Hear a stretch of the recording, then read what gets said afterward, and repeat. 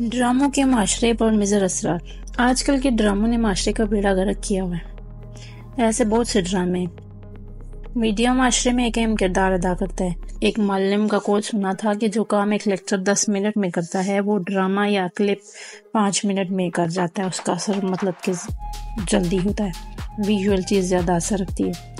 ایک ڈرامے اسی طرح نور جہاں میں، جس میں بیٹی کے پیدا ہونے پر افسوس کا اظہار کیا جاتا ہے اور کہا جاتا ہے کہ خوشی ہو تو خوشی منائے نا، آگے جا کے یہ تمہارے لیے مشکل پیدا کرے گی، تمہارا سر جھکائے گی، باوجود اس کے کہ اس کی پازیٹیو سائڈ بھی دکھائے گی۔ یہ بیٹیاں رحمت ہوتی ہیں، وہ خوشی بھی منا رہے ہیں، اس کا ویلکم بھی کر رہے ہیں، لیکن نیگیٹیو چیز اپنا اثر زیادہ رکھتی ہے۔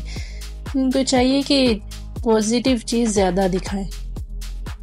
اس حوالے سے تو بہت سے کلپ، بہت سے ڈراموں پر یہ چیز دکھائی کہ یہ نرینہ اولاد اچھی ہوتی ہے، بیٹیاں بوجھ ہوتی ہیں۔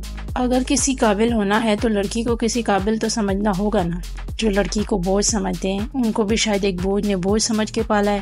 یہ میڈیا والوں پہ بھی ایک بڑی ذمہ داری عائد ہوتی ہے۔ ہر طبقے کے لوگ ڈرامہ دیکھتے ہیں، ان کے معیارات کو مد نظر رکھ کر ڈرامہ سازی کی جائے۔ ڈاکو ہو گئے، بزنس مین ہوتے ہیں، گھریلو خواتین ہوتی ہیں، بچے ہوتے ہیں، ان کا دماغ اس طرح کا نہیں ہوتا، ایک میچور لیول کا نہیں ہوتا۔